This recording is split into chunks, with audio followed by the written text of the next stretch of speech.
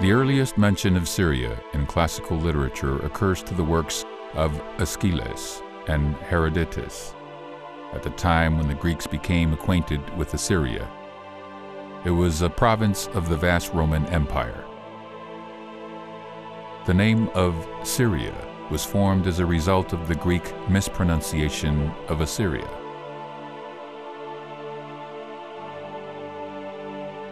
In times past, Syria included the countries known as Aram in the Old Testament.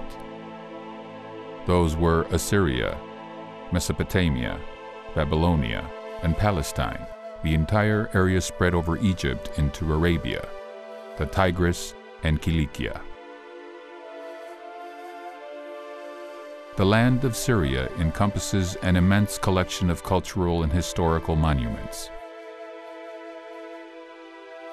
Over time, it has been repeatedly ruled by Phoenicia, Assyria, the Hittite Empire, Rome, Persia, Egypt, Babylon, the Damascus Kingdom, Byzantium, and the Arab Caliphate. Each of them has left definite architectural tracks of their power.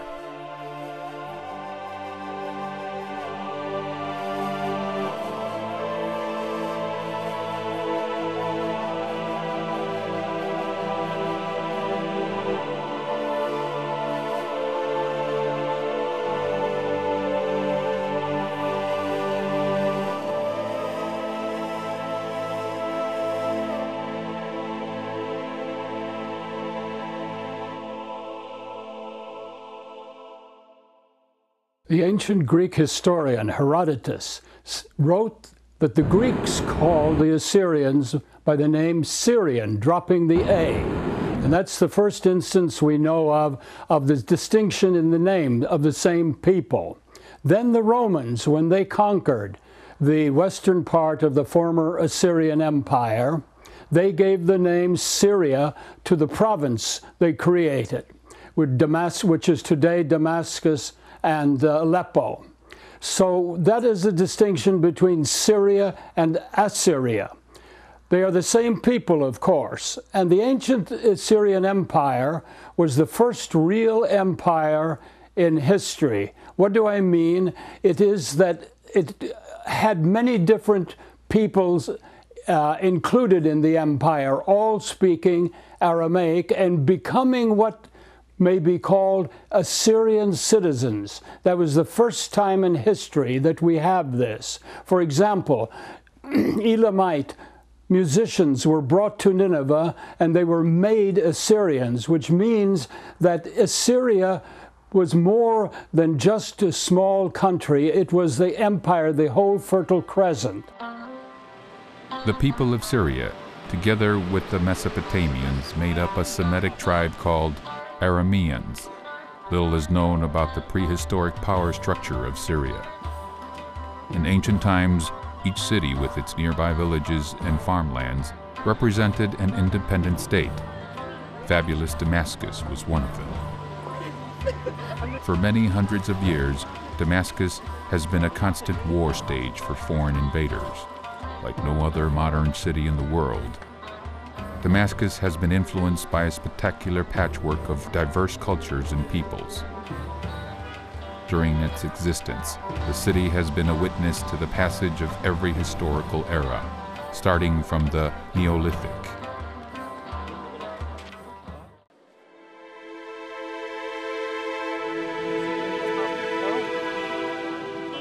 Eight gates gave entrance to Damascus. Today, the quarter between the gates of Bab Tuma and Bab Sharq is inhabited by Christians. People belonging to various Christian communities, such as Armenians and Orthodox Syrians, live here.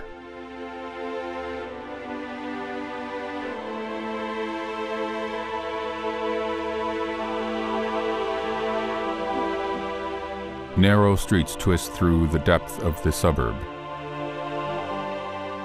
where proud churches of Catholic, Syriac Orthodox,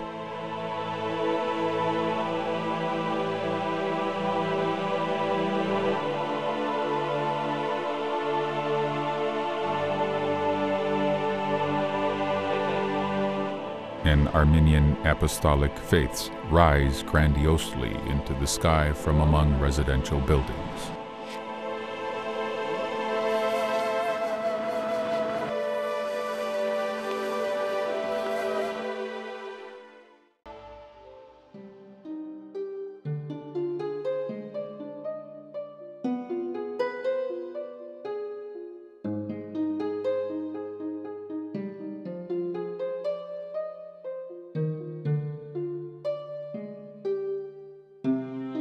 Along with neighboring mosques, churches of different beliefs are peacefully placed on the dazzling background of the eastern city.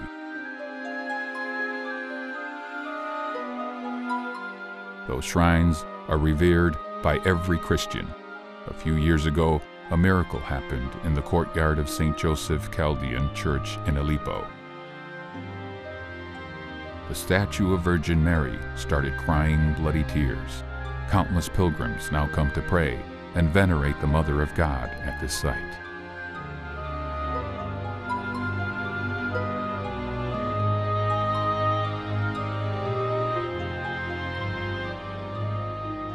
Each Christian community, snuggled around its belief, lives a distinctive life and shares a principal goal: upholding Christianity and national traditions. The Assyrians, like Armenians and Jews, in urban areas in particular, lived around their places of worship. We have to remember that people did not have modes of transportation other than walking, especially for people considered by Islam to be dhimmis. There were at times restrictions on whether they could even ride a horse. Sometimes if they had to ride, they were forced to ride donkeys, for example. So that people needed to live within walking distance of their places of worship. So that among the Assyrians then, you had the Monophysite, that is the Syriac Church, the Syriac Catholic Church, the Chaldean Catholic Church, and of course the Church of the East, which had their community, their members, living within walking distance of the churches, so that they became somewhat confined to their own communities and did not necessarily have much to do with the other communities, partly because of religious denominational reasons and partly because of distance. Although the language was something that they shared, depending on which part of the Middle East they came from, and the writing system, of course, was the same. Still, there were dialects that affected communications as well. Medieval Syria, the richest province of the Roman Empire, occupied the approximate area extended from the southeast end of Asia Minor to the upper banks of the Jordan, and from the northeast shores of the Mediterranean Sea to the valley of the Tigris and Euphrates. In the works of medieval Armenian historians, particularly of Moses Khorenatsi, the Roman province of Syria was called Asorik, the Syriac people, Asoriner, and the classical Syriac language, Asoririn.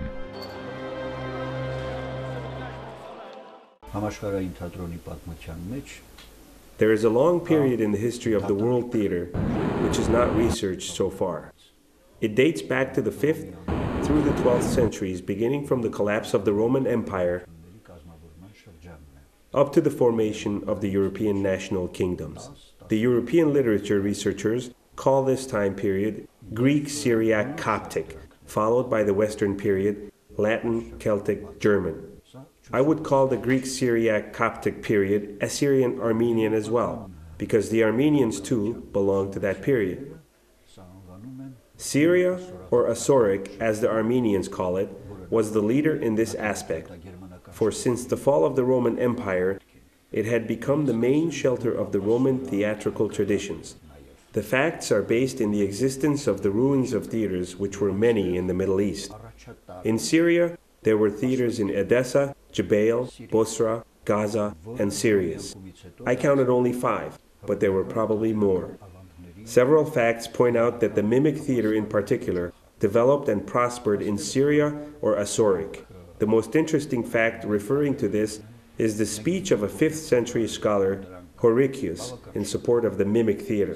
The theory on rejecting of the theater art developed even long before the early pre-Christian ages. Different speeches against theater were being written. That means the social communication system, which was functioning before the Christian era, was outdated, while Christianity brought about a new setting of social communication, the Church rejecting the old system.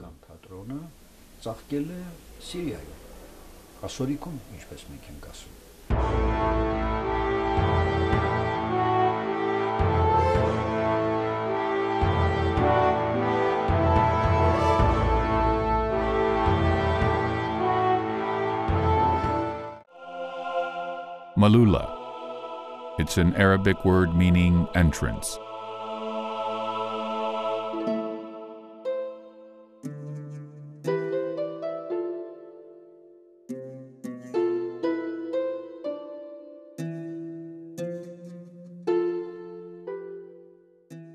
It's a tiny island of Christianity.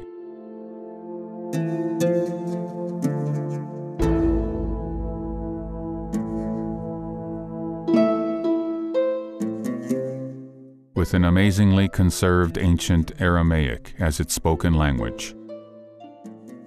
Aramaic is one of the oldest languages in the world, having passed down to our days. Formed in the 9th century BC, it was primarily the language of the Semitic tribes wandering across the Middle East region. Despite the fact that the Arameans were not united and didn't enjoy statehood, the language eventually became the lingua franca, meaning the language for international contact. In the Near East and the language of diplomacy up to the times of the triumphal invasions of Alexander the Great. On the Christian side, we see another old literary form of Aramaic, so-called classical Syriac, based on the Aramaic dialect of Edessa, still being the liturgical language of some of the Middle Eastern churches, like the Syriac Orthodox Jacobite Church, or the Assyrian Nestorian Church of the East, or the Chaldean Church in Iraq, or the Maronite Church in Lebanon. But Syriac is not just a liturgical language, it is also the language of a very rich cultural and spiritual heritage of the parishioners of those churches, who are mainly Arameans by origin, although they are very often believed to be Christian Arabs, as they speak Arabic in their daily lives. Here we come to the strongest point when we call in question the dead status of Aramaic, and that is that some of those Aramean communities not only use Aramaic as a liturgical language, but also as a language of, as a spoken language. There are at least 3 so-called Neo-Aramaic or Modern Aramaic languages that still survive in isolated pockets throughout the Middle East and Caucasus. Aramaic was spoken in Syria, Palestine, Lebanon, and Jordan. Today, the Aramaic spoken in Malula harks back to that ancient past. But other forms of Aramaic survive in larger pockets, mainly spoken by the Assyrians of the Middle East. The language of Jesus survives, but as the smallest Semitic language to this day.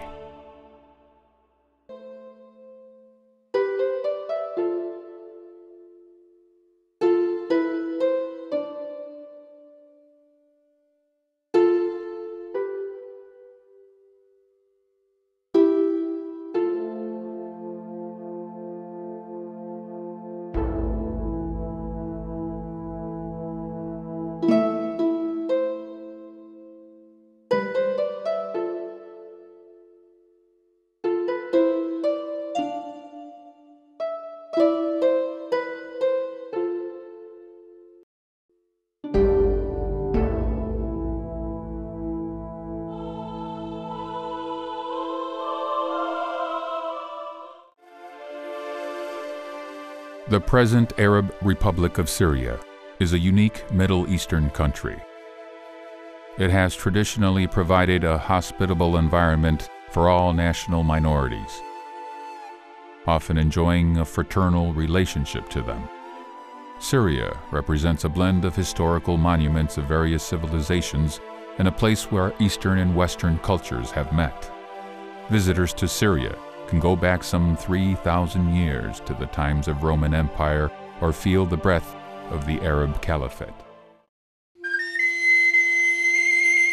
In 1939, the League of Nations was granted permission on acquisition of territories of some 20 to 30 miles in the Al-Hasaka province of the French-mandated Syria. Subsequently, the Assyrian refugees from Iraq settled in Al-Hasaka.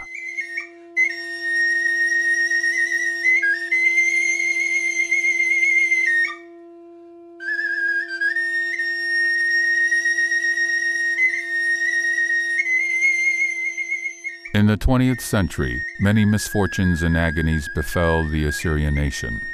Beginning in the 20th century, Assyrians, together with other Christian minorities living in the Ottoman Turkey, were fated to endure the horrible episodes of the 1915 genocide. Having survived the Turkish Yatahan, the remaining segment of the decimated Assyrian nation continued experiencing severe hardships and miseries. Deprived of their homeland, mountain Assyrian survivors, headed by their spiritual leader, Patriarch Marshimun Benyamin, were forced to forever abandon their life in the impassable mountains of Hakkari.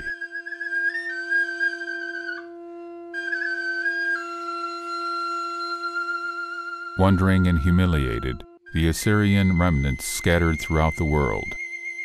Many of them made their way through Hamadan, Iran, to Bakuba, Baghdad, and Mosul. There, they stayed under the British care, who intended to use the Assyrians for political purposes.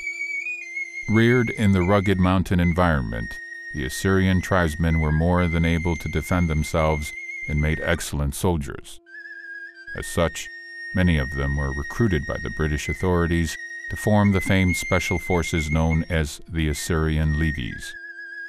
The Levies continues serving under the British till the late 1940s. أنا أتوراي قملا يخشمة العراق بطلابة حقوثة ديالنا أرآثة ومطواثة. إيمن دي يطلب لها حقوثة من إنجلسنا من أربايم العراق لا يولى. أنا أتوراي كتولة أسكد ليوي دي أسكدين دي إنجلسناي مرا لازم مربوطن كسياسة وهو بطلوتو مسكرية. لين مرذول لاني شرطيني بلوتو مسكرية إنجلسناي. مبارا فلتلاي طلب له من باتريركا مرئي شاي نورا صندوقي تشد له قريشة آميدية رئيس مختاري وملكي وجورانة آتوراي. ميرا أخني ليش ألغي أفرة عراق لازم طلبخ شرطا وفي الخانة تاوخني الخيمة تولن بيتها يو عراق. أنا إيمن جميلة جوريشت آميدية كثولة أسرار شرطي. ميرا من دي قمايا أصي مديا هو يا دهك باثر عاصمة مثيلا مدرسة مقرأ تريلي شاني عربي وإنجليز ومبر هذا مامري أمراني تاويلا أمراني وأويلا أرآثة ومطواطة كتويلة بشمة. The unsettled question of Assyrian autonomy in Iraq, political games, and the tension between Assyrian and Iraqi nationalists eventually boiled over into open fighting. The outcome of this fighting was the horrific massacres of northern Iraqi Assyrians by the Iraqi National Army units in August of 1933. After the period of British patronage ended, 70,000 Assyrians made a request of receiving land loans in the places of their residence.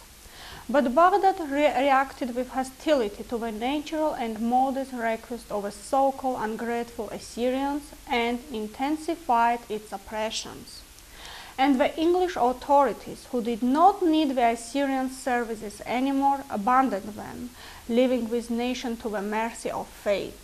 Moreover, turning their back on their former allies, the British left them to the regressive Iraq that did not fall to get even with the Assyrians organizing their massacres. On July 18, 1933, The Assyrian spiritual leader Marshimun became an undesirable person in Iraq and had to leave for Cyprus. Here he raised his complaint against the British disregard. In response to that, the British again began to drive a wedge among the Assyrians, Kurds, and Arabs, trying to resolve the Assyrian question, totally exterminating the latter. In late August 1933, when thousands of Assyrians were trying to move their families to Syria, zone of the French patronage, Iraqi authorities used armed force against them on the bank of the river Tigris.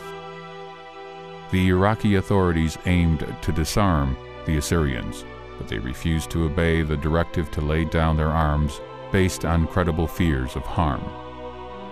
The Iraqi government had devised and intended to implement a plan for the disarmament and deportation of Assyrians from the region. As a part of the operational phase of this plan, the Assyrians living in the village of Samel and its surrounding areas were brutally butchered by the Iraqi army. In a continued wave of destruction, the Assyrian settlements in northern Iraqi regions of Ahmadiyya, Sakho, Dohu, Sheikh Khan, and others were swept away by the violence.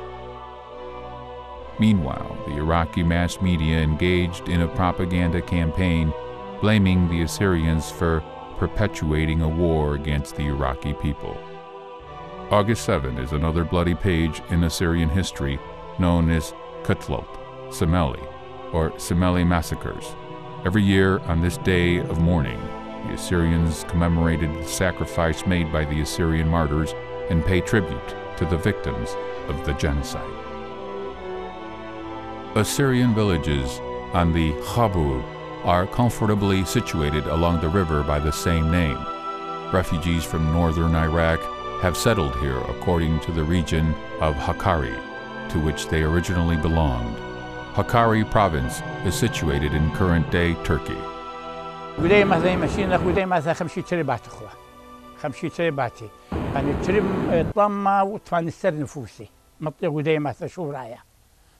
كم كتخ يعني كتخ كم سو خمش مستمر يعني وربثير على مدى تم تسقى بتريل في نفوسي تظهر متسقى قرب 1000 نفوسي سين خابر ويا نخو خابر تما يمتوا لك خابر قم هو فرنساي قم يا ولد ابران قم يا ولد يعني مدري اخني اخوتي واول قصفه من الخرسلين من رسلين مدري تركيا لقبل تركيا ميرة خو مغير كوي رقم من حدود تركيا 60 كيلومتر شلون من دي لثوة اي منطين لخ برية اخني وزارة الناشا أرباي تم يقدينها بروزيسا ولا طالوخ انا بقاني ذهم زمن دم بروزيسا ضمو قاموا مرسلين خلص بروزيسا اخني ودم بروزيسا اختنس شو من لثوة قل له اسمها سيوالوخ ما يوالوخ تمنت انا رابقة تمنت أرباي اخني ودنا بروجيس خاطر شو مصفصفه خلاف لسه مرجن نار زيلان إلاني زيلان تنياثا زيلان خوخي مشي انوي هذا خمره مطرسخوها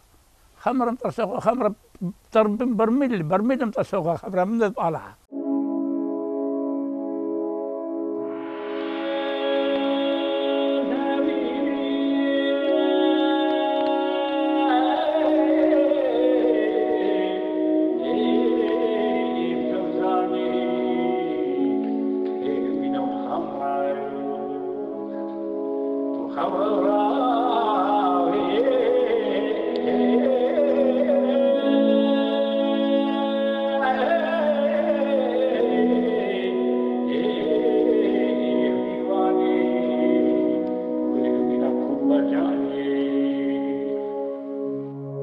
Members of the original 5 semi-independent Hakkari mountain tribes, Upper Tiari, Tkhuma, Jilu, Bas, and Dis, still make up the majority of the Habur Assyrians. Tribal identification seems to remain strong among these Assyrians. Practically everyone is able to identify the particular tribal affiliation of the neighboring villages.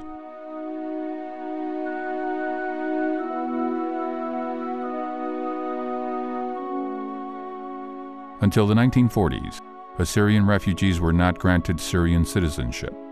However, in time, a dam was constructed over the desert lands and water pumps were set up. The first irrigation dam was placed on the east bank of the river.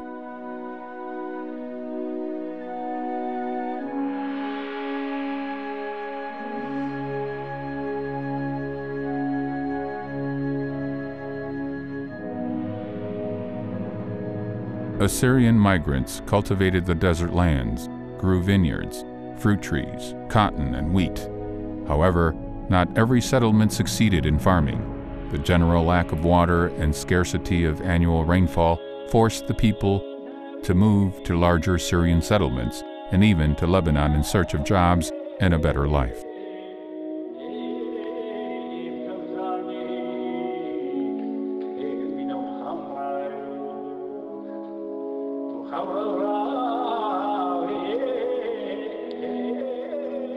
The Assyrians today make up about 20% of Tel Tamar's urban village population. The Assyrians of this bustling little town, the largest of the Habur settlements, are mostly clustered around the high ground near the banks of the Habur River. In the 1960s, Tel Tamar was an entirely Assyrian inhabited community. Now it has only 350 Assyrians. Most current Tel Tamar inhabitants are either Kurds or recently settled Arab Bedouins.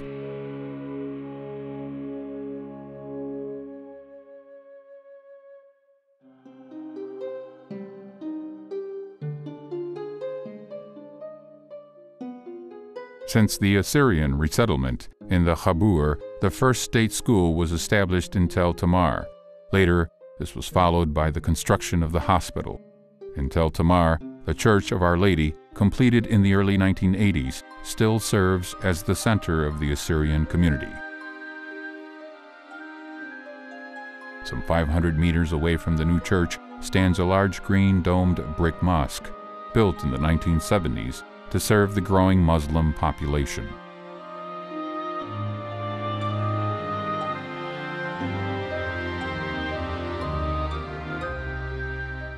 It's been 2 years since the Assyrian Association started its mission in Tel Tamar. Prior to this, any activity by a national organization in Syria was strictly prohibited. The center of the Assyrian Association is still in Tel Tamar, although many branches are in operation in different Habur villages. The organization aims at supporting poor families, and in particular, young people and students. Construction of sports clubs and purchase of an area for the new headquarters are the plans of the association for the nearest future.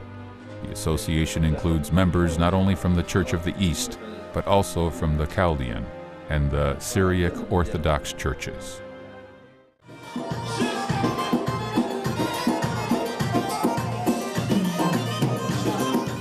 It's a New Year party in one of Tel Tamar's clubs where the local youth has gathered. It's encouraging to see these beautiful and promising young people as the pledge of the future of the nation.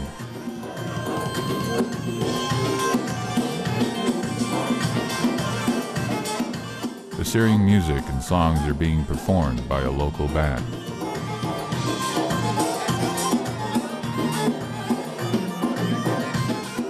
Everyone here knows how to dance the Assyrian national dances in a lively manner.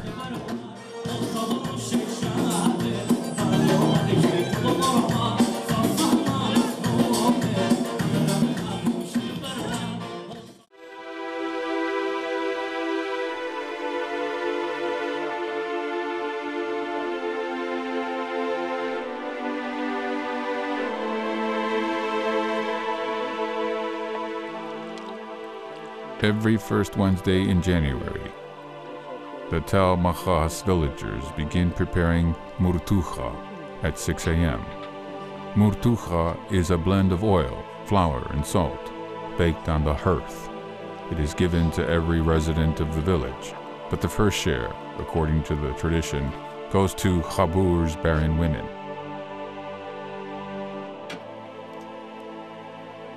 Three pieces of murtucha have been already put aside. According to tradition, when tasting murtucha with faith, the barren woman will be able to bear children. As we were told by the villagers, this tradition was primarily popular among the Jilu Assyrians, but it has already been many years that the people of Tel Mahas, originally of Hakkari's Gawar district, follow it. At one time, Sharad Sliva, or Feast of the Holy Cross, was largely celebrated by the villagers of Marzaya from Hakkari's Jilu region. Such festivals were accompanied by traditional music and dances and gathered many people from the nearby Ashiras. Marzaya, one of the most revered saints of the Assyrian Church of the East, passed away on the first Wednesday of January in 1431 AD.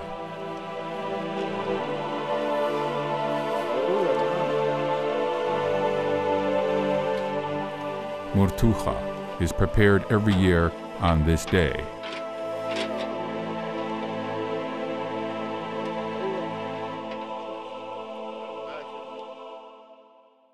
ملكد ملكي أورغ لشنا ودهولي عشنا لا ونزايا مارد خاطب نسخاني نهوي عيد بريخ عليكن وكريستياني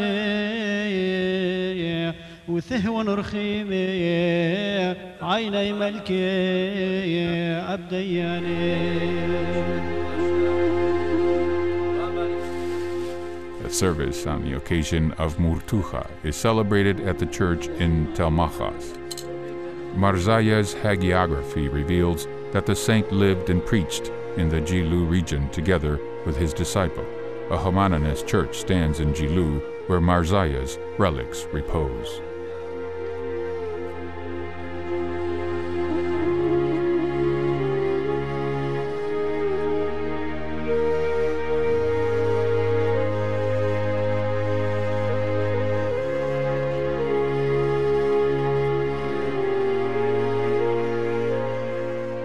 The large village of Tel Hormuz on the isolated west bank of the Habur is the stronghold of the ancient Church of the East, which is based on the Old Calendar.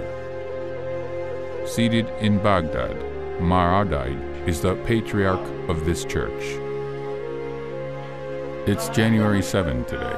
Sticking to the Old Calendar, villagers of Tel Hormuz celebrate Christmas on this day.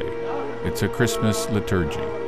The church of Rabban Pithian is crowded with believers from Tel Hormuz and adjacent villages.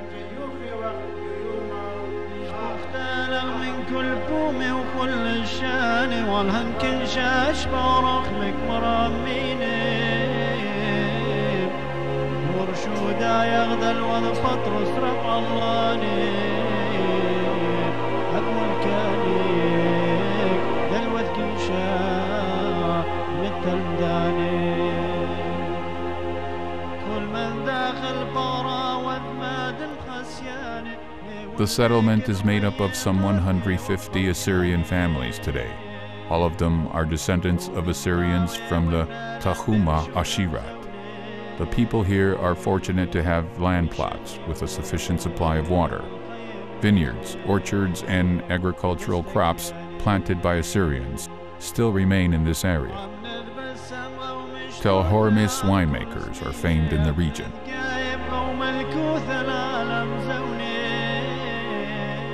Over the past years, the Habur River grew shallow, causing massive damage to the villages being irrigated by it. Many fields, once fertile and flourishing, are waterless now. Only grain can be grown there.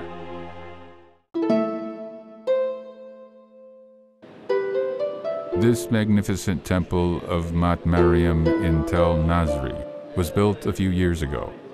Since not every settlement has a priest,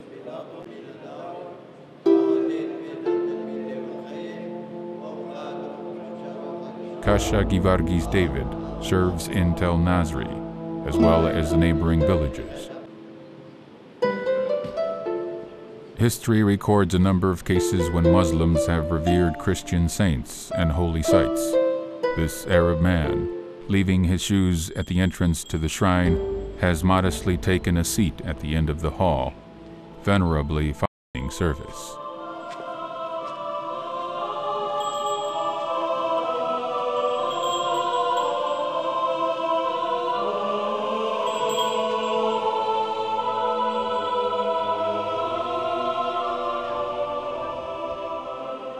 At school, classes on the mother tongue and sacred writing are carried out by a clergyman. The village church committee of Tel Nasri is one of the most active and organized in the Habur.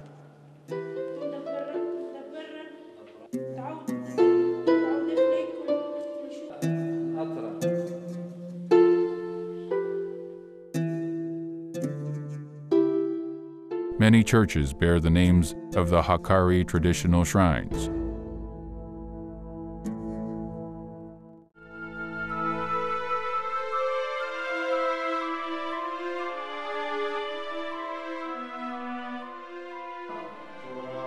Tel Hafian has Mar Shalita. Mar Shalita was the saint of the patriarchal church in the Hakkari village of Kochanis, where the villagers of Tel Hafian originally came from.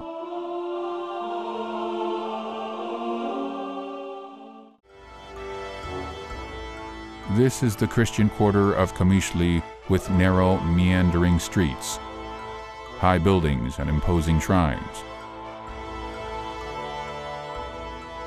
The largest communities are the Syriac Orthodox and Armenian Gregorian.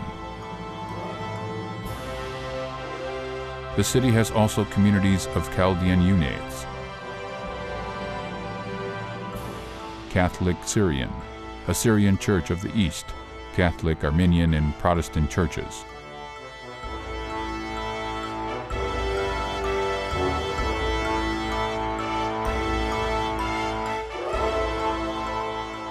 The Assyrian Church of the East community totals an estimated 150 families, of which 20 follow the old calendar of Maradai Church.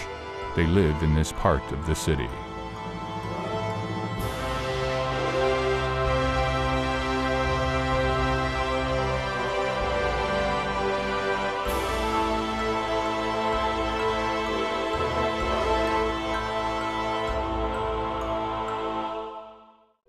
During the summer holidays, the churches carry out classes on Assyrian and sacred writing.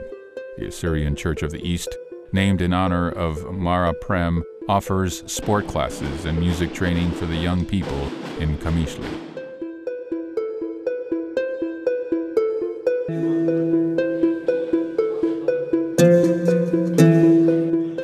The folklore school with Urhai, dancing lessons, is in operation in Qamishli. The school has different age groups. These are the Urhai students demonstrating Assyrian folkloric dances. They took the first place award in the dance competition at the festival held in Damascus in 2005.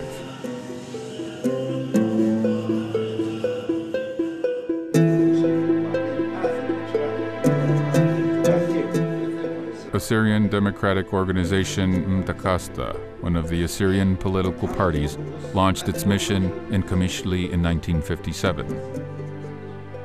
The conception of political movements with such patriotic flair was based on the emergence of a national ideology inspired by prominent Assyrian leaders such as Naum Faik, Freydun Aturaya, and Ashoor Joseph. Mtakasta, founders made up of representatives from the Syriac Orthodox and the Church of the East communities, had an ideology based on creating a unified Assyrian nation irrespective of denominational affiliation. The organization aims at serving the nation dutifully. The Mtakasta members and supporters around the world launch business programs and make investments to boost the small and mid-sized businesses in Qamishli. Those investments are intended to benefit the Assyrian people. They purchase commercial properties and residential buildings. The city has 4 hospitals today, all established with Assyrian funds.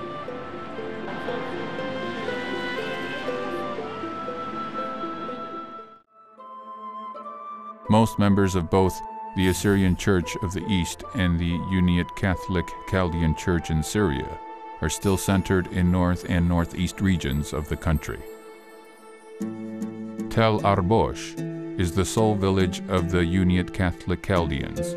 It contains St. George's Chaldean Catholic Convent, which currently has 3 nuns in residence.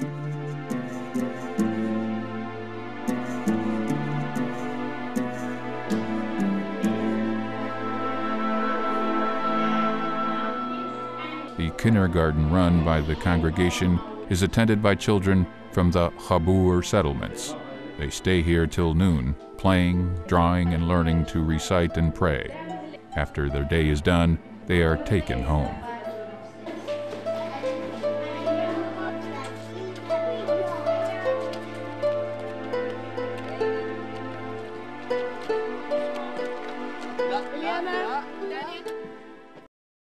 The Assyrian Democratic Party, founded in 1977 in Habur, was born out of an emergence of nationalistic ideas. It was born out of the need to address the past tragic episodes experienced by northern Iraqi Assyrians and to pay tribute to the victims of the 1933 Simele massacre. The party's ideology is partially based on the principles of such outstanding Assyrian figures as Mar Shimun Benjamin, Freydun Aturaya, and Ashoor Joseph. One of the goals of the ADP is creating political stability in the region, which will strengthen the nation and promote the rights of the Assyrians. The party provides medicines to the Assyrians living in northern Iraq and supports the Assyrian students. The ones who study in Aleppo are the members of the ADP-founded Youth Council of Mar Narsai.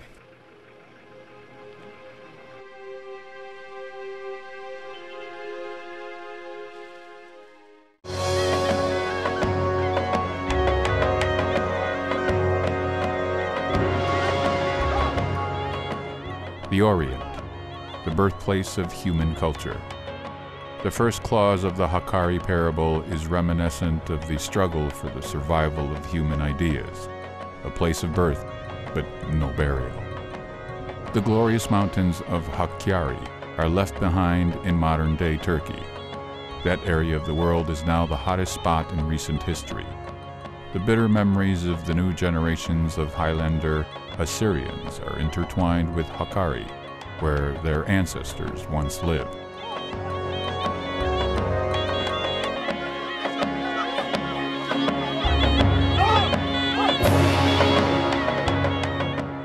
Every nation has its stories and legends, riddles and fables.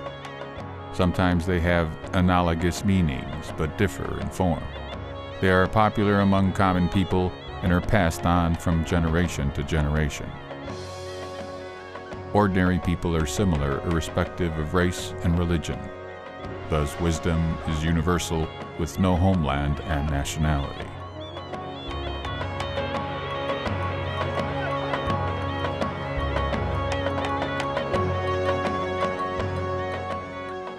Riddles, parables, and legends were largely popular in the Hakkari Mountains. The folklore was essentially based on biblical themes. Many of these traditions still exist in the tiny Habur settlements.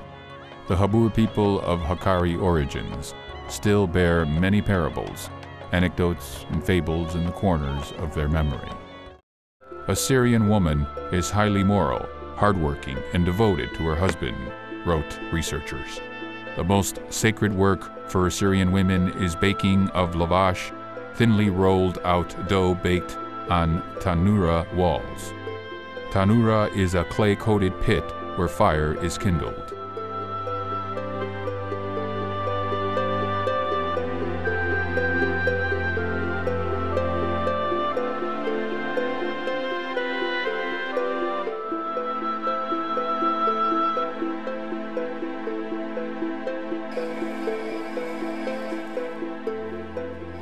With this archaic instrument called jarusta, the Assyrian women mill wheat and other cereals to prepare various dishes of grinded grains.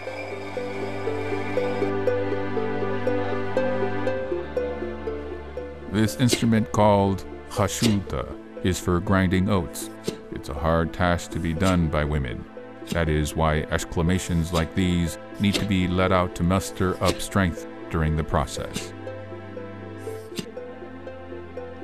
Habur people are very hospitable. A visitor cannot walk past a house. The master will get offended. Here, people respect anyone who crosses the threshold of their house. Vardiya's household is small, but extremely clean, where everything's in its place. The table is laid with traditional Assyrian meals, chipte and kabebad. Today, harissa is the centerpiece of the table. It's an oriental dish prepared of cracked wheat and well-cooked chicken.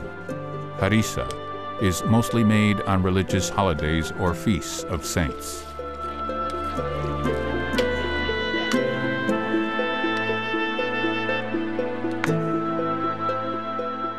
Dekhva is one of the traditional dishes of the Hakkari Assyrians.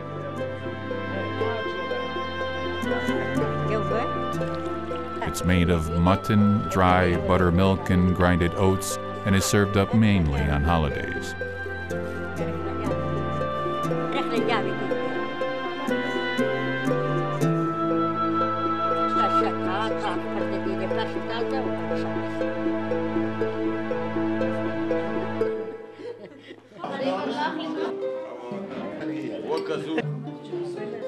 In the traditional lifestyle of Habur, a family may have at least 5 children or more.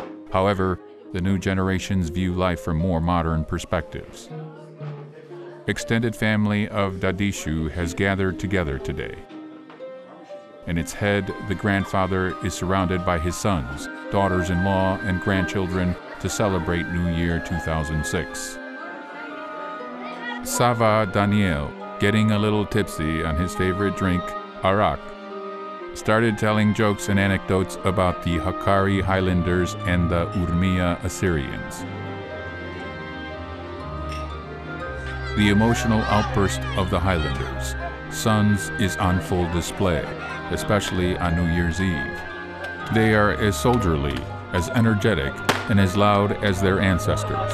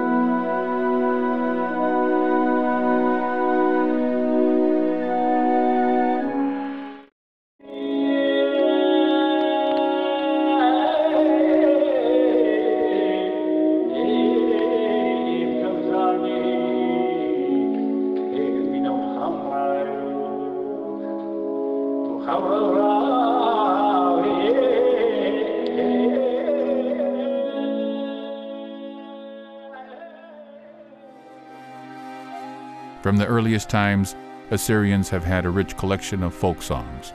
Many of them have passed on to our days. Despite her declining years, grandmother Yonia from Tel Nasri village has an impressive and sonorous voice.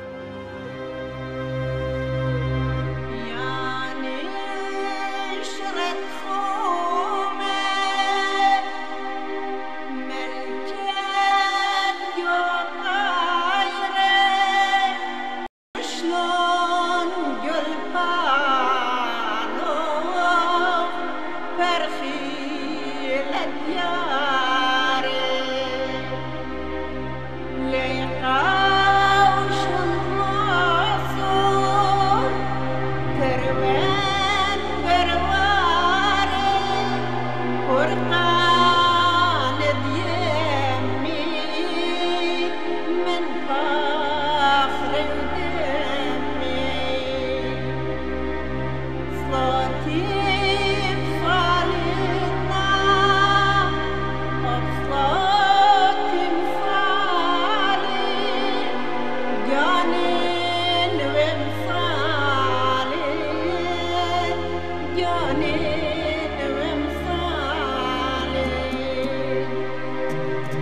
With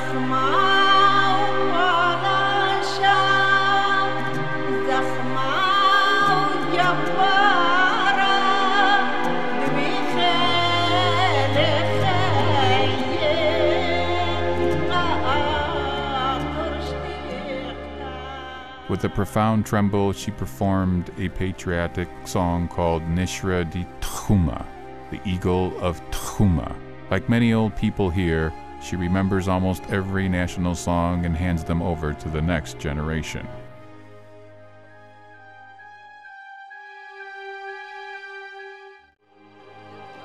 Step by step, the idea begins to take on form.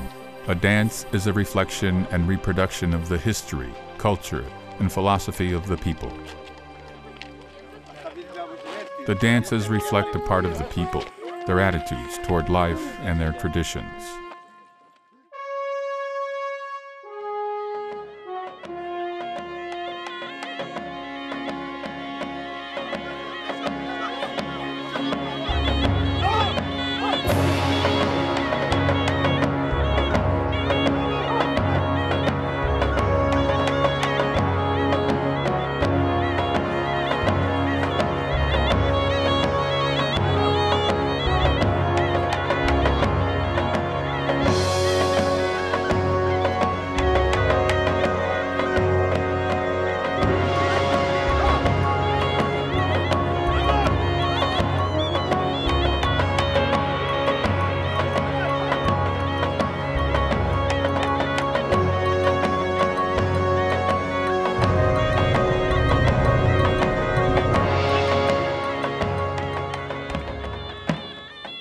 Khoshaba, a person famed because of his traditional national costumes, symbolizes an Assyrian Highlander living in impregnable places.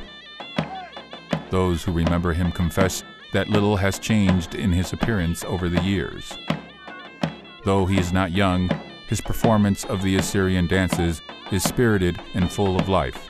In this way, he passes on to the next generation the philosophy of the dance, which embodies the ancestral traditions.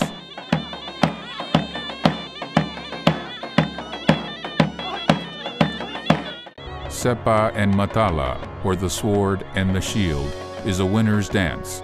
It was performed during the triumph over the defeated enemy. Men armed with swords and shields made a victorious round dance together with women. Group dancing, performed by the entire village. That's how these dances were characterized. Today, it's the same way.